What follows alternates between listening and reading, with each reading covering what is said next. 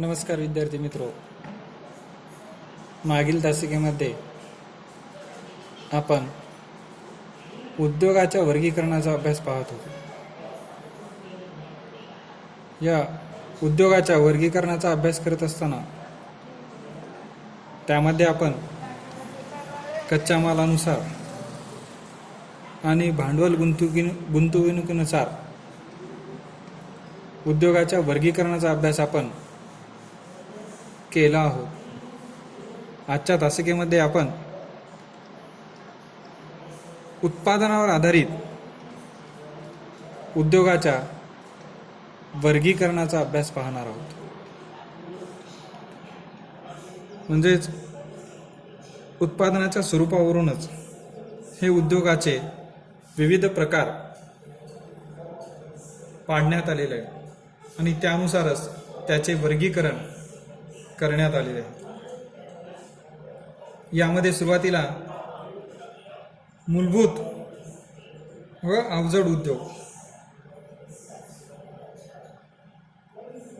इतर उद्योगामध्ये वापरले जाणारे साहित्य मूलभूत उद्योगामध्ये तयार केले जाते. इतर उद्योगामध्ये वापरले जाणारे साहित्य हे मूलभूत उद्योगामध्ये तयार केले जाते. उदाहरणार्थ, लोह पोलाद उद्योगामधील पोलादाचा उपयोग वाहन निर्मिती उद्योगामध्ये, अवजड यंत्रसामग्री आणि इतर उद्योगधंद्यामध्ये होतो. लोह पोलाद उद्योगामधील जे काय त्याचं लोह पोलाद उद्योग करत असताना त्या उद्योगातून विविध वस्तूची निर्मिती केली जात असलेलं. या निर्मितीमध्ये काही अवजड स्वरूपाचे यंत्रसामुग्री असलेला होता आणि त्यालाच अनुसरून याचे वर्गीकरण करण्यात आलेले. या उद्योगामध्ये जे काही अवजड वस्तूंची निर्मिती केली जात असलेला नव्हतं किंवा यंत्रसामुग्रीची निर्मिती केली जात असलेला नव्हतं, अशाच वस्तूंचे उत्पादन यामध्ये घेतले जात असलेलं होतं. यानंतर आहे ग्राहक उपयोगी वस्तू हलके उद्योग.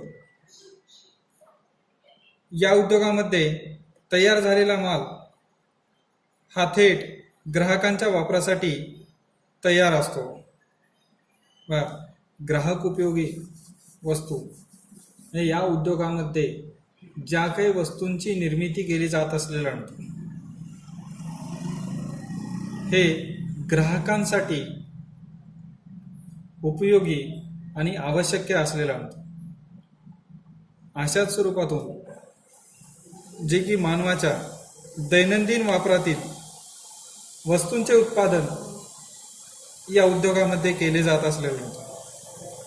म्हणजेच दैनंदिन वापरातील घड्याळे, इलेक्ट्रॉनिक वस्तू, वस्त्र उद्योग, औषधी उत्पादन इत्यादी उद्योगधंदे स्थापन करून ते ग्राहक उपयोगी आणले जात असलेले. आणि हे उद्योगधंदे जे की प्रदेशालगत स्थापन केले जात असलेले, औषधी उत्पादन असेल, हे उद्योगधंदे बाजारपेठेजवळ किंवा इतर प्रदेशामध्ये देखील स्थापन केले जात असलेले. हे जे उद्योग आहेत लहान स्वरूपाच्या असलेला आढळून येतात आणि यातूनच मानवाच्या जे काही गरजा पूर्ण केले जात असलेले. यानंतर शेवटचा आहे सहाय्यभूत उद्योग. इतर उद्योगासाठी वापरात येणारे यंत्रे, सुट्टे भाग तयार करणारे उद्योग या प्रकारात मोडतात. सहाय्यभूत उद्योगामध्ये जे की इतर उद्योगासाठी वापरात येणारे जे यंत्रे किंवा सुट्टे भाग तयार करणारे उद्योग आहेत या प्रकारात मोडले जात असलेले. हे उद्योग जे आहेत इतर उद्योगावरती किंवा इतर मोठ्या उद्योगावरती आधारित हे लहान उद्योग असलेला. म्हणजेच पक्क्या मालाच्या आधारित मोठे यंत्रे, मोटार गाड्या, रेल्वे इंजिन इत्यादींची निर्मिती मोठ्या उद्योगात होत असलेला म्हणतो. आणि या उद्योगात तयार होणारा पक्का माल हा इतर उद्योगासाठी कच्चा माल असतो. उदाहरणार्थ खिळे, चाके, लोखंडी सळ्या, लोखंडी पत्रे इत्यादीचे उत्पादन जे की सहाय्यभूत उद्योगामध्ये केले जात असलेले. यामध्ये सांगण्यात आलेलं आहे, उदाहरणार्थ जे सांगितलेलं आहे, जे की पक्का माल हा इतर उद्योगासाठी कच्चा माल असलेला आहे. म्हणजे मोठे मोठे उद्योगधंदे जे स्थापन झालेले आढळून येतात. रेल्वे इंजिन असेल किंवा इतर मोटार वाहन असेल किंवा कारखानदारी स्थापन करत असताना लागणारे जे यंत्रसामुग्री असेल त्याची निर्मिती करत असताना त्याला लागणारे जे लहान अवजारे आहेत किंवा घटक आहेत त्याचे उत्पादन हे सहाय्यभूत उद्योगामध्ये केले जात असलेले आढळतात. आणि त्यातूनच हे उद्योगधंदे विकसित झालेले आढळतात. एकंदरीत जे की यंत्रसामुग्रीसाठी लागणारे जे सुट्टे भाग आहेत या सुट्टे भागाचे उत्पादन या उद्योगामध्ये घेतले जात असले आढळतात. आणि अशा स्वरूपामधून हे उद्योगधंदे उदयास आलेले आढळतात. यानुसारच जे की उत्पादनाच्या व्यवसायावर किंवा उत्पादनावर आधारित हे उद्योगधंदे स्थापन झालेले आढळतात. अशा प्रकारे जे की उत्पादनावर आधारित मानवाने असे विविध लहान मोठे उद्योग स्थापन केले जात असलेले आढळतात. हे उद्योग स्थापन करत असताना प्रदेशानिहाय याचे उत्पादन घेतले जात असलेले आढळतात. ज्या प्रदेशामध्ये मोठे उद्योग स्थापन झालेले आहेत त्यालाच अनुसरून त्याच्या उत्पादनाला अनुसरून त्याच्यावरती लहान उद्योग हे त्या प्रदेशामध्ये स्थापन केले जात असलेले. अशा स्वरूपामध्ये आपल्याला जे की उत्पादनावर आधारित उद्योगाचे वर्गीकरण अभ्यासण्यात आलेलं आहे. यानंतर यामधील शेवटचा घटक आहे तो म्हणजे मालकीवर आधारित उद्योगाचे वर्गीकरण. मालकीवर आधारित उद्योगाचे वर्गीकरण म्हणजेच उद्योगाची मालकी कोणाकडे आहे यावर आधारित हे उद्योगधंदे स्थापन झाले आहेत. त्या मालकीनुसारच याचे वर्गीकरण विविध घटकामध्ये करण्यात आलेलं आहे. यामध्ये सर्वप्रथम आहे सार्वजनिक क्षेत्र. सार्वजनिक क्षेत्रातील उद्योगाची मालकी ही केंद्र किंवा राज्य शासनाची असते. सरकारी यंत्रणेच्या माध्यमातून सरकार सर्व प्रकारची गुंतवणूक आणि उत्पादित मालाचे विपणन करते. उदाहरणार्थ भारत हेवी इलेक्ट्रिकल लिमिटेड. हे जे सार्वजनिक उद्योग आहेत या उद्योगाच्या बाबतीत जर विचार केला तर त्या ठिकाणी जे की केंद्र आणि राज्य शासन यावर आधारित हे उद्योगधंदे स्थापन झालेले आढळतात. म्हणजे या उद्योगावरती जे की केंद्राचा आणि राज्य सरकारचा मालकी हक्क असलेला आढळतो. अशा स्वरूपातून हे सार्वजनिक उद्योग स्थापन केले जात असलेले आढळतात. काही उद्योगात खूप जास्त भांडवल लागते तसेच नफाक्षम पातळीवर पोहोचण्याचा काळ दीर्घ असतो आणि केवळ सरकारच इतकी दीर्घकालीन गुंतवणूक करू शकते. या उद्योगामध्ये जे काही सार्वजनिक क्षेत्रामध्ये जे काही उद्योगधंदे स्थापन केले जात असलेला नव्हतो याचा लागणारा जे खर्च आहे सर्वाधिक प्रमाणात असलेला नव्हतो. एवढंच नव्हे तर त्या खर्चानुसार त्याचे उत्पादनही लागणारा कालावधी अधिक असलेला नव्हतो. म्हणून अशा उद्योगधंद्यामध्ये केवळ सरकारच दीर्घकाल गुंतवणूक करूच असलेला नव्हतो. त्यामुळे त्याला जे काही सार्वजनिक उद्योग म्हणून ओळखले जात असलेले नव्हते. उदाहरणार्थ वीज निर्मिती, बहुउद्देशीय धरण बांधणी, लोह पोलाद, संरक्षण सामग्री निर्मिती इत्यादी जे आहेत उद्योग हे केंद्र आणि राज्य या दोन्ही सरकारला अनुसरून या उद्योगधंद्याचे स्थापन केले जात असलेले नव्हते. सार्वजनिक क्षेत्रामध्ये स्थापन होणारे उद्योगधंदे जे आहेत ते केंद्र आणि राज्य सरकारच्या मार्फत होत असलेलं आणतं. एवढंच नव्हे, हे उद्योगधंदे विस्तृत स्वरूपाचे किंवा विशाल स्वरूपाचे असलेलं आणतं. कारण याला लागणारा जो खर्च आहे तो खर्च सर्वाधिक प्रमाणात असलेला आणतो आणि त्याच्यातून उत्पादन होणारा लागणारा कालावधी देखील अधिक असलेला आणतो.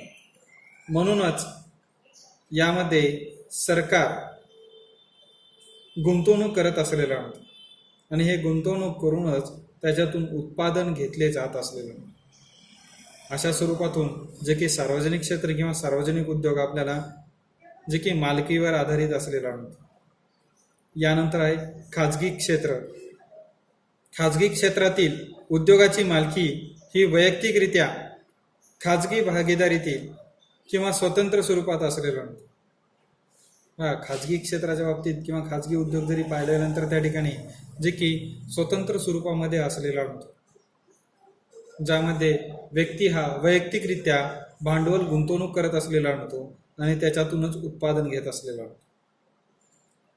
उत्पादन हे ज्याच्या मालकीचे असते आणि ज्याने ही सर्व भांडवलाची गुंतवणूक केलेली असते, उत्पादनातील नफा देखील त्याचाच असतो.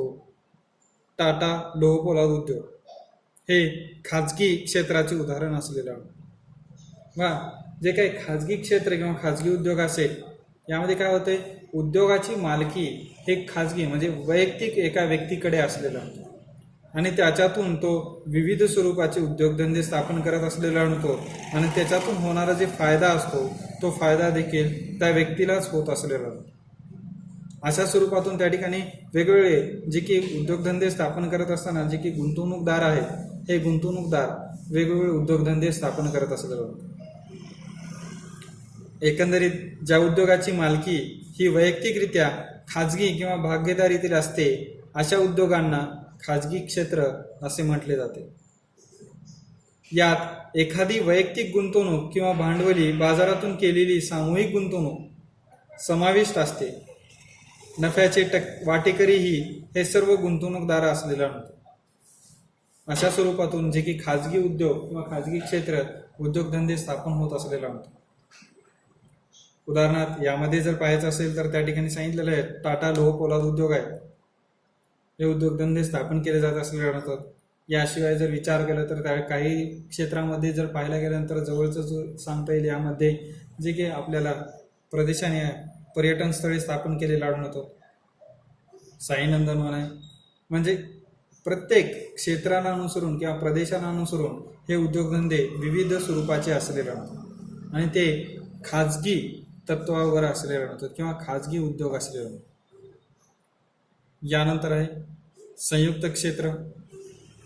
2 सरकारी संस्था किंवा व्यक्ती व सहकारी किंवा खाजगी संस्था यांना संयुक्तरित्या चालवलेल्या उद्योगांना याचा समावेश असलेला होता. संयुक्त क्षेत्राचं जर पाहायला गेल्यानंतर त्या ठिकाणी यामध्ये 2 सरकारी संस्था किंवा व्यक्ती किंवा सरकारी संस्था एकत्रित येऊन काम करत असलेले होतात आणि त्याच्यातून हे उद्योगधंदे स्थापन केले जात असलेले होते. एवढेच नव्हे, गुंतवणुकीची रक्कम आणि नफ्याचा वाटा हा दोन्हीही असलेला होता. संयुक्त क्षेत्रामधून जे उद्योगधंदे स्थापन केले जात असलेले होतात त्याच्यामध्ये सरकार किंवा वैयक्तिक व्यक्ती गुंतवणूक करत असलेला होता आणि त्याच्याच तुलनेने त्याच्यातून तो आर्थिक फायदा देखील समान दर्जाचा प्राप्त होत असलेला होता. दोन्ही बाजूच्या सहभागाच्या प्रमाणावर अवलंबून असलेला होता. उदाहरणार्थ Maharashtra natural gas limited MNGL हे जे इथं जर पाहायला गेल्यानंतर त्या ठिकाणी याच्यातून जे की वैयक्तिक आणि सरकार हे दोन्हीही एकत्रित येऊन त्या ठिकाणी हे उद्योगधंदे स्थापन केले जात असलेले आहेत आणि याच्यातूनच पाहायला गेल्यानंतर त्या ठिकाणी हे संयुक्त क्षेत्र किंवा संयुक्त उद्योग हे समोर आलेले आढळतात आणि यानुसारच त्या ठिकाणी आपल्याला जे की या मालकीवर आधारित हे उद्योगधंदे स्थापन झालेले आढळतात. त्यानंतर आहे सहकारी क्षेत्र. हा उद्योग अनेकांच्या गटाने मिळून उभारलेल्या रकमेद्वारे सहकारी तत्वावर चालवला जातो. सहकारी संस्थेच्या सर्व सदस्यांमध्ये उद्योगात झालेला नफा आणि तोटा विभागला जातो. दुग्ध उत्पादन, साखर उद्योग, वस्त्र उद्योग इत्यादी सरकारी किंवा सहकारी क्षेत्रात हे उद्योगधंदे मोडत असलेले आढळतात. सहकारी क्षेत्राच्या बाबतीत जर विचार केला तर यामध्ये सहकार्याच्या तुलनेने हे उद्योगधंदे स्थापन केले जात असलेले आढळतात. यामध्ये जर विचार करायचा असेल तर उदाहरणार्थ सर्वात सोपं उदाहरण आहे जे की साखर कारखाने. साखर कारखाने स्थापन करत असताना जे की शेतकरी शेअर्स विकत घेतले जात असलेले आढळतात. शेअर्स ज्यावेळी विकत घेतले जात असलेले आढळतात त्यावेळी जे सहकार्याच्या भूमिकातून हे साखर कारखाने स्थापन केले जात असलेले आढळतात. एवढंच नव्हे तर काही वेळेस त्यांना जे काही बँका आहेत ते बँका देखील सहकारीच्या स्वरूपातून किंवा सहकार्याच्या स्वरूपातून मदत करत असलेले आढळतात.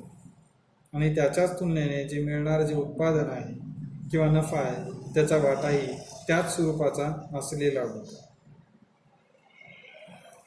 नफ्यातील वाटा हा सर्वांचाच असतो आणि त्याच्या गुणवत्तेच्या प्रमाणानुसार त्यांना तसा वाटा मिळतो. म्हणूनच त्या ठिकाणी ही जे काही सहकारी उद्योग आहे हे सर्वाधिक विकसित झालेले आढळतात. यानंतर आहे सर्वात शेवटचा घटक बहुराष्ट्रीय उद्योग. काही खाजगी अथवा सरकारी उद्योग आपला विस्तार मूळ देशात त्याबाहेर अनेक देशातही करतात. मुख्यालय हे मूळ देशामध्ये असते, मात्र इतर अनेक प्रादेशिक मुख्यालये विविध देशात स्थापन केली जातात. अशा उद्योगांची बाजारपेठ विस्तृत असते.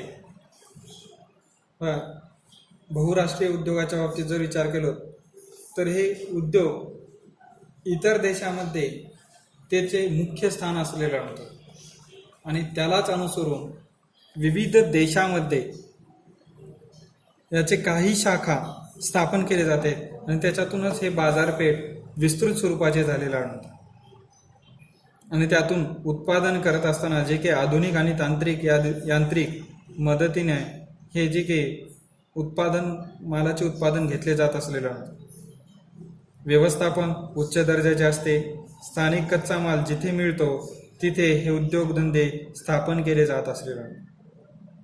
एवढंच नव्हे, हे बाजारपेठे म्हणजे उद्योगधंदे स्थापन केले असताना बाजारपेठेमध्ये देखील काही वेळेस हे बहुराष्ट्रीय उद्योग जे त्याचे वर्चस्व प्राप्त करत असलेले आढळतात. यातून जे गृहोपयोगी वस्तू आहेत त्याचे उत्पादन सर्वाधिक प्रमाणात केले जात असलेले आढळतात. या बहुराष्ट्रीय उद्योगात हिंदुस्तान लिव्हर, नेस्ले, ONGC असे अनेक विविध जे की कपड्यांचे उत्पादक हे बहुराष्ट्रीय कंपन्या हे इतर देशामध्ये जाऊन स्थापन केले जाते आणि त्यालाच अनुसरून हे उद्योगधंदे विकसित झालेले आढळतात. अशा स्वरूपामध्ये आपल्याला जे की उद्योगाचे वर्गीकरण अभ्यासण्यात आलेले आहे. धन्यवाद.